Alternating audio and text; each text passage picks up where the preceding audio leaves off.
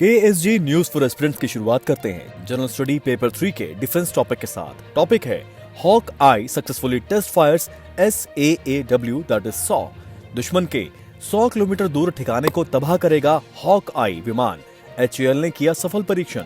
भारत ने स्वदेशी हॉक आई विमान से 21 जनवरी 2021 को स्मार्ट एंटी एयरफील्ड वेपन यानी सॉ का सफल परीक्षण किया है। हिंदुस्तान एरोनॉटिक्स लिमिटेड यानी HAL ने देश के इस पहले स्मार्ट हथियार का परीक्षण ओडिशा के तट से किया है। ये टेस्ट टेक्स्ट बुक मैनर में किया गया है। HAL ने बताया कि परीक्षण ने सभी मिशन उद्देश्यों को पूरा किया है। टेलीमेट्री और ट्रैकिंग सिस्टम के जरिए परीक्षण की सफलता को कंफर्म करते हुए मिशन के सभी इवेंट्स को रिकॉर्ड किया गया है। The indigenous stand off weapon has been developed by defence research and development organisations DRDO research centre Imarat that is RCI। ये एक भारतीय हॉक MK-132 से फायर किया गया पहला स्मार्ट वेपन है। DRDO द्वारा विकसित इस 125 किलो वजनी aircraft launch advance precise strike weapon का पहले जगुआर विमान से सफल परीक्षण किया गया था। 100 किलोमीटर दूर स्थित दुश्मन के radar, bunker, taxi tracks, runway समेत किसी भी ठिकाने को तबाह कर सकता है। The company-owned Hawkeye platform is being extensively used for certification of systems and weapons developed indigenously by DRDO and CSIR labs. The Hawkeye is HAL's internally funded program offering the armed forces an upgrade and combat capability for the Hawk, transforming it into an advanced jet trainer, providing training on sensors and weapons in peacetime into a potent combat platform during conflict. Moving on to the next story. The headline is South Asia's first robotic surgery system, and that covers General Study Paper 2. Innovations incubated at the Andhra Pradesh Meditech Zone in Visakhapatnam has come up with South Asia's first medical robotic surgery system. It will cost less than a third of what imported system costs. नई दिल्ली के Rajiv Gandhi cancer institute में 18 procedures पर clinical trial में test किए गए system को SSI Mantra यानी multi arm novel telerobotics assistance नाम दिया गया है। SSI Mantra is capable of carrying out surgeries in all major surgical specialities. आइए समझते हैं इस खबर से जुड़े कुछ इंपॉर्टेंट फैक्ट्स। कंपनी ने पहली बार जनता के लिए रोबोटिक सर्जरी सिस्टम का प्रदर्शन किया। SSI मंत्रा की कीमत 4 से 5 करोड़ रुपए होगी। यह देश के कई अस्पतालों के लिए अफोर्डेबल साबित हो सकता है। रोबोट सर्जरी सिस्टम लगभग 3 दशकों से प्रयोग में है। उनमें से 93% का उपयोग अमेरिका, यूरोप और जापान में किया जाता है। भारतीय अस्पतालों में इस तरह के सिर्फ 72 सिस्टम ही इंस्टॉल्ड हैं।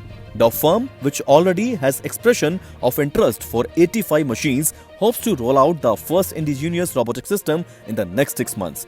More than 60% of the material used in the system have been sourced locally, bearing some sophisticated instruments that have been imported from countries such as Germany and Switzerland. अगली हेडलाइन है US return to Paris Climate Accord। ये general study paper 3 के environment को cover करता है। Paris जलवायु समझौते से दोबारा जुड़ेगा अमेरिका। राष्ट्रपति बनने के कुछ ही घंटे के बाद बाइडेन ने घोषणा कर दी। इस मौके पर राष्ट्रपति जो बाइडेन ने कहा, अब हम जलवायु परिवर्तन से एक नए तरीके से मुकाबला करने जा रहे हैं, जो कि अब तक हमने नहीं किया है। The announcements also included a sweeping order to review all the former President Donald Trump's action weakening climate change protections, the revocation of a vital permit for a TC Energy's Keystone XL oil pipeline project from Canada, and a moratorium on oil and gas leasing activities in the Arctic National Wildlife Refuge that Trump's administration had recently opened to development. The order will mark the start of a major policy reversal in the world's second largest greenhouse gas emitter behind China. Biden has promised to put the United States on a track to net zero emission by 2050 to match the steep and swift global cuts that scientists say are needed to avoid the most devastating impacts of global warming, using curbs on fossil fuels and massive investments in clean energy. साल 2015 के Paris जलवायु सम्मेलन में 196 पार्टियों की ओर से अपनाया गया पेरिस समझौता 4 नवंबर 2016 को लागू हुआ था। दुनिया भर में बढ़ते ग्लोबल वार्मिंग के खतरे के मद्देनजर पेरिस जलवायु समझौते पर कई देशों की सहमति बनी थी। डोनाल्ड ट्रंप के शासनकाल में अमेरिका ने पिछले साल पेरिस जलवायु समझौते से खुद को अलग कर लिया था। Next headline is IOC seeks to build pipeline for ATF। ये टॉपिक जनरल स्टडी पेपर 3 के एनर्जी से जुड़ा हुआ है। Indian oil Corp Uttar Pradesh में बनने वाले जेवर एयरपोर्ट पर एविएशन टरबाइन फ्यूल यानी ATF की सप्लाई के लिए एक पाइपलाइन बनाने की मांग कर रहा है। देश के सबसे बड़े रिफाइनरी और jet fuel supplier Indian oil ने इस संबंध में पेट्रोलियम और नेचुरल गैस रेगुलेटरी बोर्ड को एक्सप्रेशन ऑफ इंटरेस्ट सबमिट कर दिया है। The board has launched a public consultation and will accept comments from everyone on Indian Oil's proposal until 18th February 2021। आइए इस खबर से जुड़े कुछ इंपॉर्टेंट फैक्ट्स भी समझ लेते हैं।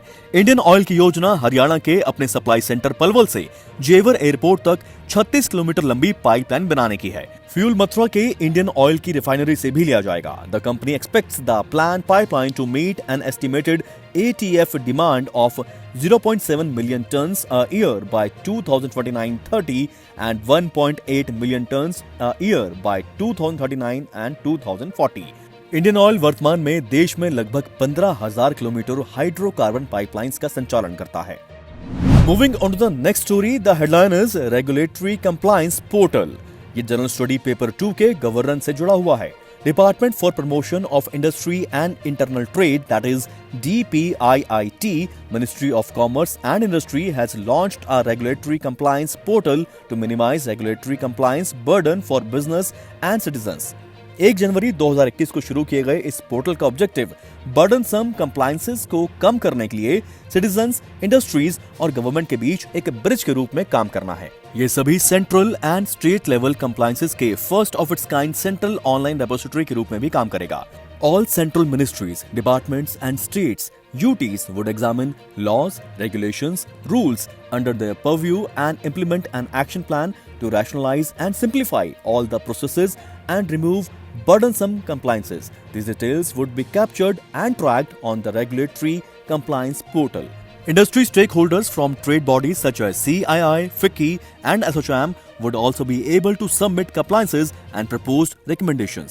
इसका असेसमेंट संबंधित सरकारी अधिकारियों द्वारा किया जाएगा और रेगुलेटरी कंप्लायंसेस बर्डन को कम करने के लिए सूटेबल एक्शन लिए जाएंगे। अगला टॉपिक है पराक्रम दिवस। ये जनरल स्टडी पेपर 1 के एमिनेंट पर्सनालिटी से जुड़ा हुआ है। सरकार ने पिछले दिनों नेताजी सुभाष चंद्र बोस की जयंती को पराक्रम दिवस के तौर पर मनाने का निर्णय किया है। पूरे देश में 23 जनवरी को पराक्रम दिवस के रूप में मनाया जा रहा है। इस मौके पर ऐसे तमाम कार्यक्रमों का आयोजन किया जा रहा है जिसके जरिए नेताजी के जीवन और उनके जीवन में उन्होंने जो देश के लिए किया, जो युवाओं के लिए किया, उससे लोगों को अवगत कराने का भी काम किया जा रहा है। 23 जनवरी को पराक्रम दिवस घोषित करने के लिए गैजेट नोटिफिकेशन पब्लिश भी की गई थी। भारत सरकार ने नेताजी सुभाष चंद्र बोस की 125वीं जयंती वर्ष को राष्ट्रीय और अंतर्राष्ट्रीय स्तर पर 23 जनवरी 2021 से शुरू करने का फैसला किया है। नेताजी सुभाष चंद्र बोस की 125वीं जयंती मनाने के लिए सरकार ने प्रधानमंत्री की अध्यक्षता में 85 सदस्यीय एक उच्च स्तरीय समिति का गठन किया है जो साल भर के कार्यक्रमों की रूपरेखा तैयार करेगी और उनको ट्रैक भी करेगी। KSG न्यूज फॉर एस्पिरेंट्स में आज के लिए इतना ही। इन तमाम खबरों के नोट्स आपको मिल जाएंगे ksgindia.com/news पर। Thank you, God bless.